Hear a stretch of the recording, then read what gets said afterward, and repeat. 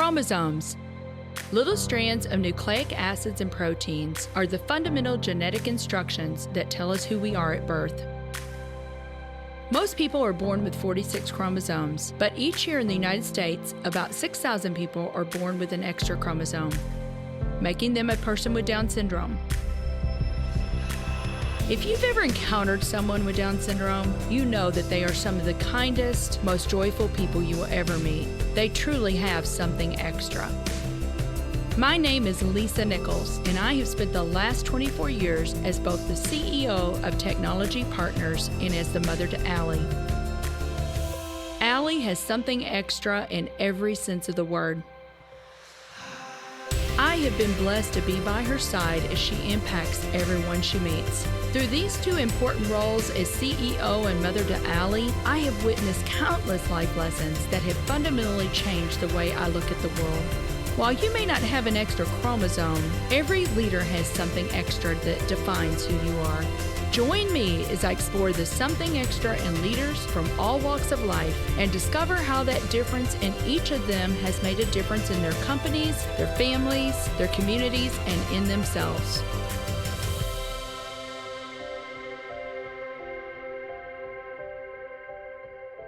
I'm excited to have Sarah Hill on the show today. Sarah is the CEO of Healium, a virtual and augmented reality tool for human performance powered by the user's own brain waves and heart rate. If you like this episode today, please go to Apple Podcasts or wherever you listen and leave us a 5-star rating. So Sarah, welcome to the Something Extra podcast. I am so delighted that we can make this work today. I cannot wait for our listeners to hear all the things that you're up to. So thank you for being on the show. Well, much appreciated for the kind invitation and the opportunity to share. Thank you. Well, you and I first met a few years ago. You were speaking, was it a Wise Women event? At the Missouri Innovation Center there in Columbia, and I came and wanted to participate in that, and you were one of the speakers. And then you're also an MTC recipient, and I'm on the board for the Missouri Technology Corporation. Absolutely. MTC has been a great friend to us, as has the Missouri Innovation Center, and we wouldn't be here without them. So yeah, very, very appreciative of that. And it was always great to spend an afternoon or a day with other female entrepreneurs and women in STEM. Well, let's talk a little bit about how you grew up. If you could tell me a little bit about where you grew up, and we'll get into what you're doing today. Yeah, so I grew up in a very small town in Northeast Missouri, in Canton, Missouri, up in the nosebleed section, kind of about 45 minutes from Hannibal, 30 minutes from Quincy, Illinois. It was a great place to grow up in, and eventually did some undergrad at Missouri State. It was Southwest Missouri State University back then. Now it's Missouri State University. And then I transferred to Mizzou to the J School and completed my degree, worked in television, ABC, NBC, CBS News affiliates in Missouri. And then now I have my own company, Healium. What people may not know is that you were an award-winning broadcaster, reporter.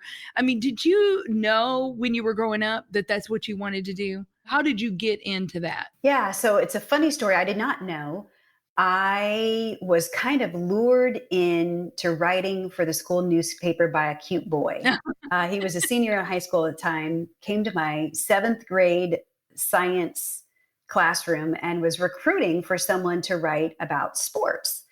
I was like, well, I'm not into sports or whatever, but I raised my hand because he was cute. And I'll never forget that he took me out into the hallway and he was telling me, what I would need to do or whatever. I'm like, okay, I'll do whatever, whatever you need me to do. Anyway, to make a long story short, I started writing for the school newspaper and started about sports and really found a love of writing through that. And that cute boy now is my husband, and we've been married 30 years. So he always jokes that he launched my journalism career by coming to my 7th grade science classroom and trying to recruit reporters for the school newspaper. But that's just a long story short. And in college, I worked my way through college, working at radio stations, covered the city beat, and that kind of thing. And so that's how I got into journalism, is, needing some extra cash in college, and then got bit by the bug of telling stories. I love that story. So that cute guy became your husband. So did you guys start dating in high school? He robbed the cradle a little bit. I was 5 years younger. But yes, I was a junior in high school and he was in college. It was scandalous back, in the day. But Sure. he went to my senior prom, even though he was in college. And we dated for about 5 years and then got married. Wow, that is awesome. Well, Greg and I dated all the way through high school. We started dating when I was a freshman in high school and all the way through college. So we dated 7 years and then ended up getting married. So our stories are a little bit similar, Yeah. Phil. I love that. Okay, so you were a reporter and you said you are reporting like what's going on in Sri Lanka. You're reporting on all these natural disasters and you had too much bad stuff in your digital diet and you got a little burned out. So tell me about that story. Yeah, sadly, it's a common theme among reporters, first responders, nurses, anybody who covers a lot of trauma. There's some secondary trauma that you have to absorb. And specifically for journalists, sometimes even more so because you go from one trauma to another. You'll cover a car accident in the morning, and then you might be on a double homicide later on in the day. And then in the evening, you get called in because somebody lost their home in a tornado and you need to go and cover it. We went in with the trauma teams in the aftermath of the tsunami in Sri Lanka and Indonesia and did stories about that. Having to interview parents who've lost children, those were really the ones that still stick with me today. That media diet that I was choosing to consume, all of these, I worked for great companies. They're, awesome television stations and media organizations. But what I was choosing to consume in my social media feed and in my media diet that I watched, and I would go read about it on the news, and you have to immerse yourself in it because you have to know about all the homicides and murders. And ultimately that digital diet, it did make me be sick. If you're not putting any kind of positive fiber in, and all of that negativity and that negative fiber will make you sick. Mine started with insomnia. I just had those ruminating thoughts that I could not quiet my mind. At the time, I didn't realize how dangerous not getting good sleep is. Sleep is like so key.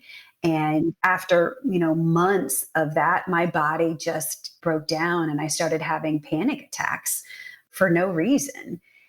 Ultimately, I found neurofeedback, biofeedback, and through my husband, a counseling psychologist, and his business partner would at the time, and this was more than 15 years ago when I was struggling as a reporter to sleep at night. He introduced me to neurofeedback. And at the time, you had to glue electrodes on your forehead.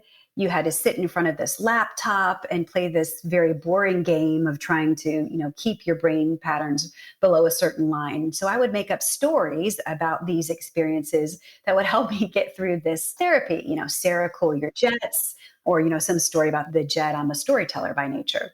We were giving virtual tours to a group of terminally ill and aging World War II veterans who weren't able to physically travel on our flights to see their memorials in Washington, D.C.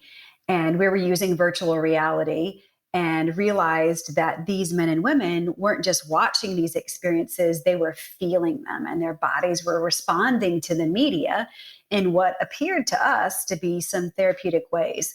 And so I went back to my husband's psychologist friend who was in his practice and asked him, can we do some brain maps to see how is this virtual reality media impacting the user?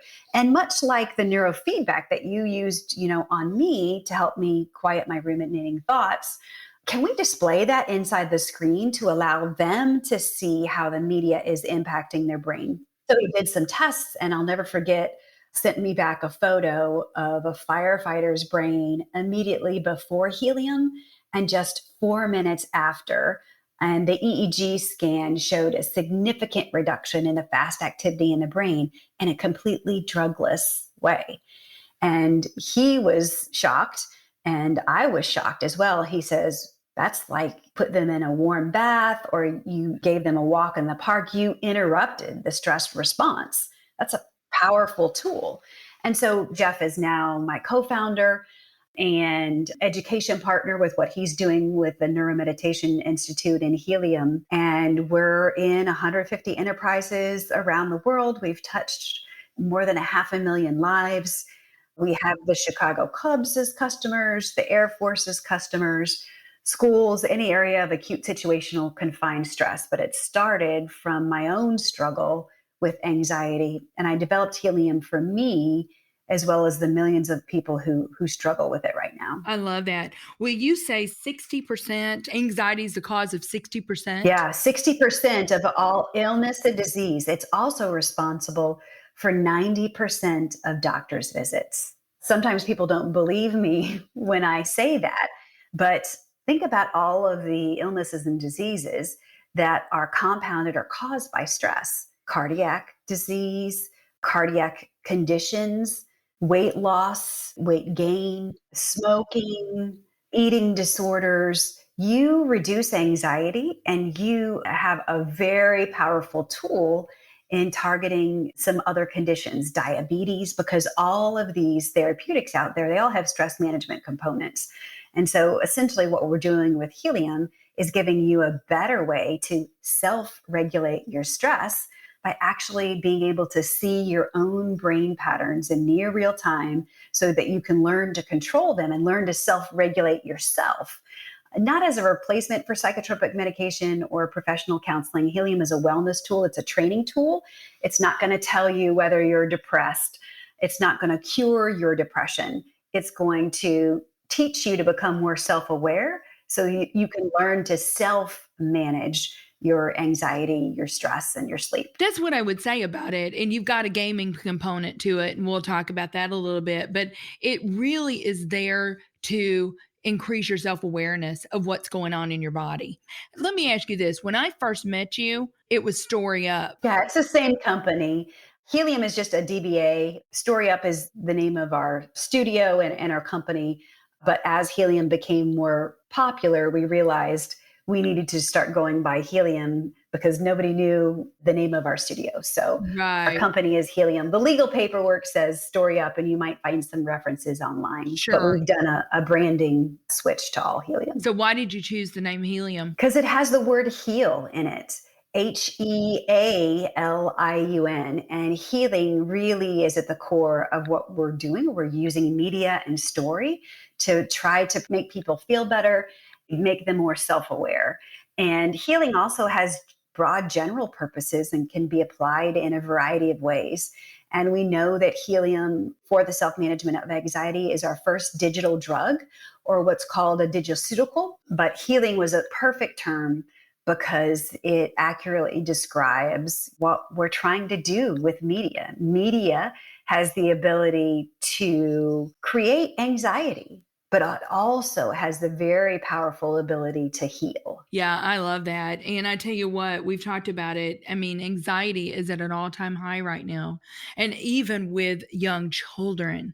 So, okay, so you jump in from being this journalist into your own thing. What has surprised you the most about being an entrepreneur? There's a strategic advantage to living in the Silicon Prairie and in the middle of the Midwest.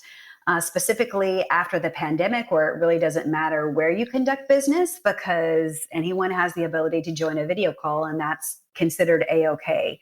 So that's really what has opened my eyes, is the value of living in the middle of the US with not only our low cost of goods, but our access to talent pool who's very skilled in digital media and storytelling, primarily, at least in Columbia, with access to the Missouri School of Journalism and all of the great grads that come out of there.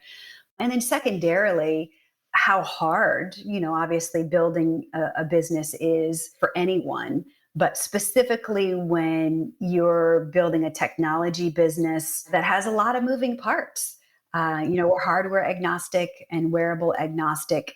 And so it's harder than I would have ever imagined. But I love our company and the people we work with and what we're trying to do with Healium. Yeah, you have to just be so proud of the work that you're doing, and the mission and the purpose behind the company is so good, and so helpful to so many people. Thank you. And I know you've built a great team. I mean, Sarah, that's what I would say to people. You know what? You cannot do any of this alone. Obviously, Jeff is a partner, but you've also got the former chief of gaming from Google on your team. I mean, you've built a really good team, and That's the other thing we've got to remind ourselves is we can't do any of this on our own. Most definitely. And we have a great brain trust with Helium. You mentioned Noah Falstein, former chief of gaming at Google.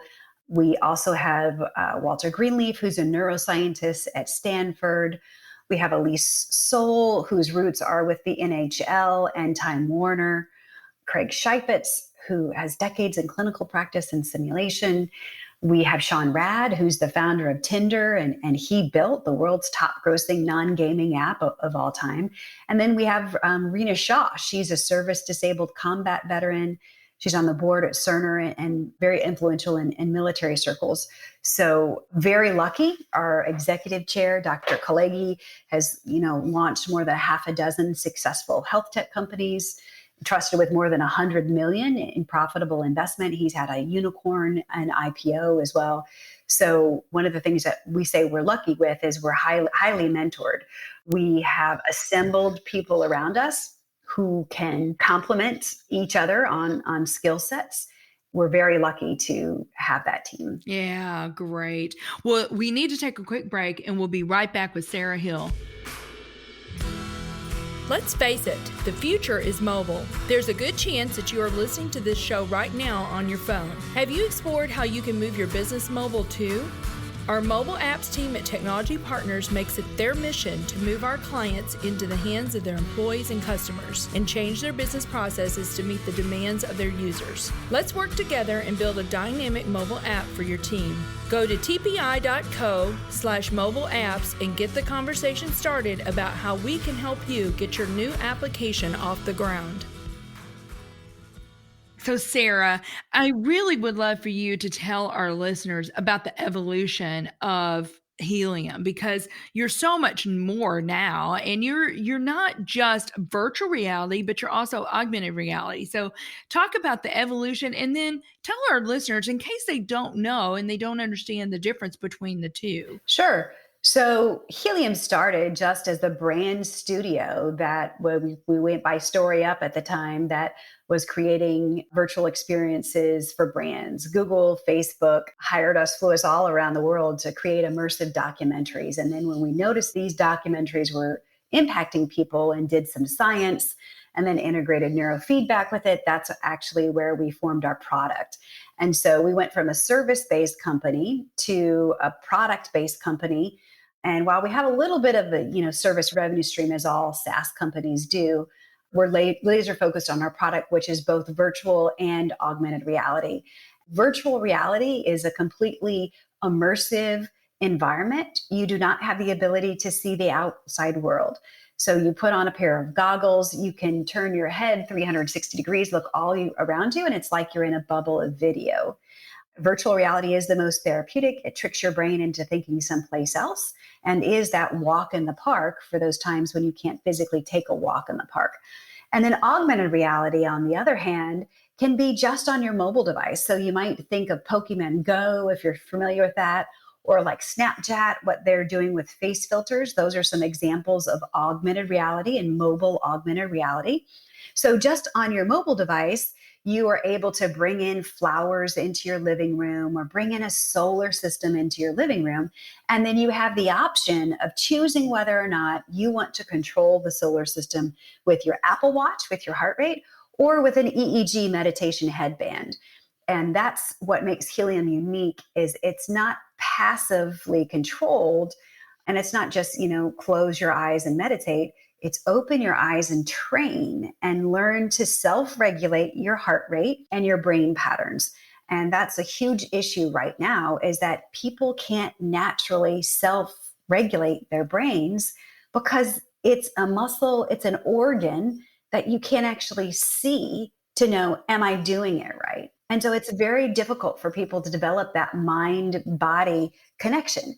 And so Healium was created. It's a game that you play with your brain patterns and your heart rate. And the more you play this game, the better you get at learning to self-regulate. You get a focused calm score, which is the Healium score. and you can track that progress over time. Yeah, I love it. I told you I downloaded it on Saturday, and I think you and I had talked about this too. Our youngest daughter, Allie, was born with Down syndrome. She went to an amazing school here in St. Louis called Promise Christian Academy. Every morning they're on scooters or they're jumping on trampolines. They are getting the mind and the body more in sync with one another, because when that happens, that is the optimum time for that child to learn. And I'm just even thinking something like Healium could possibly even be helpful to children with autism, or, and I don't know if you've done studies, you probably have already. Very important for youth and young adults to have drugless, non harmful coping mechanisms. Specifically, right now, when 25% of youth and young adults have suicidal ideation, we need to be providing some alternative ways, because not everyone is a good candidate for psychotropic medication or counseling. We know counseling is one of the best things that you can do for yourself, but providing some people some simple tools to teach them to learn to self-regulate. And that hygiene is so important. We teach kids at an early age about germs and why you should wash your hands. It's the same thing with your brain. We need to be getting life's dirt out of our mind on a daily basis, and teaching that connection at a very young age and allowing them to see their brain patterns so that they can learn to control it. And schools and a lot of areas around the nation are installing Healium mental health hygiene stations. It's a box that has a virtual reality headset that's always on at all times. You take it out of the box, you get some virtual peace on a waterfall, you put it back in the box, press a button, it automatically cleans it, and it's ready for the next person. So it's kind of like virtual peace in a box. But these, mental health hygiene stations are really important because stress impacts the ability to learn. And so any way that we can reduce stress, you increase working memory, which increases the likelihood that you learn. It reduces the likelihood of errors, and it improves your performance. Sarah, let me ask you something. If there's a listener out there that's saying, I want to see more of this research, I'm so fascinated by this. Do you have a lot of this research and white papers and things on your website, or is there a place that they can go? Absolutely. So we have a science tab on our website. If you just go to tryhealium.com, and helium is spelled Healium, click on the science tab. We have 4 peer-reviewed journals: Frontiers in Psychology, Journal of Neuroregulation, the Scholarly Journal of Behavioral Science and Psychology. And then we have a 5th one that's coming out later this year about our augmented reality products. But basically, these journals and publications have found that Healium quickly downshifts the nervous system. It quickly reduces self-reported anxiety, and it also quickly changes the brain patterns, in as little as 4 minutes. Definitely click on the science section. We also have a video curriculum if you'd like to take a deeper dive into the brain and learn about your different brain patterns, alpha, beta, theta, gamma, and how what you think about in your mind actually can shift those brain patterns. It's similar to a muscle that you've never learned to control. You think you can control it. It can sometimes, when you're in a stressful situation, be more difficult to control than you think if you haven't trained for it. And this is the stress Olympics right now, and not everyone has trained for it. That's why we're advocating that stress resilience training, is because it's so key to not only your emotional health, but your learning, your physical well-being, your physical fitness, and your human performance. Oh, so important. And I know that like meditation apps and things have really gained momentum, but Healium is unique because it does have that VR, AR, and the gaming aspect to it, which I don't know that the other ones really do. Yeah, it's actively controlled by your body's electricity. And that's a difference. If you've downloaded a Calm or a Headspace, Yes. those are certainly great tools, but you don't have the ability to see in near real time what your brain is doing or what your heart rate's doing. That's the difference. It's not close your eyes and meditate passive. It's actively lean forward and controlled. Right. See, and I believe that's where the power of transformation lies, is being able to see it. because otherwise, how can you train your brain? You've got to be able to see what's happening. And there are people who are great at that. They're monks Yeah. and they've gone through years of training, or even, some people are just naturally have a great established mind body connection. But not everyone has that. And specifically when you're young or in a stressful situation, if you haven't learned how to self regulate, that's a very important skill that can make you sick. So I have to ask you, Sarah, to have a healthy organization, the leader has to be healthy. So tell me about yourself. What does Sarah Hill, what does a morning look like? I've got a really good friend, Jeff Henderson, that says, win the morning, win the day, but the morning starts the night before. But tell me about your routine. Yeah, and that was my answer to your question, is that my morning actually does begin the night before with a good night's sleep. And that begins with Healium. That's how I use my product to quiet my ruminating thoughts at night and to remind myself on how I can quickly downshift the nervous system. So I can put myself in a magic snow globe. I can float up the side of a waterfall and peer through the clouds. I can float through a glowing reef on the bottom of the ocean. So I definitely use my product, and specifically before sleep, because it downshifts the nervous system, which sets you up for that next day. And, it's not just downshifting your nervous system, but even in the morning, the ability to set the intention for the day and to be reminded that your thoughts do have power, not only in the virtual world, but the real world as well. I follow that with physical fitness. I do weight training, I do hot yoga, I run. Physical fitness is also one of the best things that you can do for your mind. And so pairing those two together have been extremely helpful for me to better manage my sleep. That's great advice. Well, Sarah, this is called Something Extra. What do you believe is the something extra that every leader needs? Self-care. If you aren't putting on your face mask first, how is that anyone else supposed to get that oxygen? And so you also need to surround yourself with your support mechanisms who will let you know when one of your table legs is out of balance. So, for instance, my table legs are my faith, my family, my work, maybe it's my mood. There are a variety of people in my support system who sit around my table. And when they recognize that one of those is out of balance, they call me out on it. My husband, I married a psychologist, so, I'm lucky there. But all he has to do is make a sign, my table leg is out of balance. He just leans to the right, and I know instantly that either my sleep is off or I'm not giving the right support in all of those areas. And that's, due to self-care. It's really important that you surround yourself, even for other founders. Your family are your first founders. Really, truly rely on them as you build and grow your company to be those support and networks. They have been something extra for me. Yeah. Oh, I love that. Well, Sarah, I use that metaphor a lot. I say we're all like three-legged stools. It's mind, body, soul. Yeah, and you got to care for each one of those. So I could not agree more. Self-care. And also to give yourself atta-girls. As the leader of a company, there's not always somebody who's whispering in your ear saying, well, that was great. You don't necessarily always get that positive reinforcement.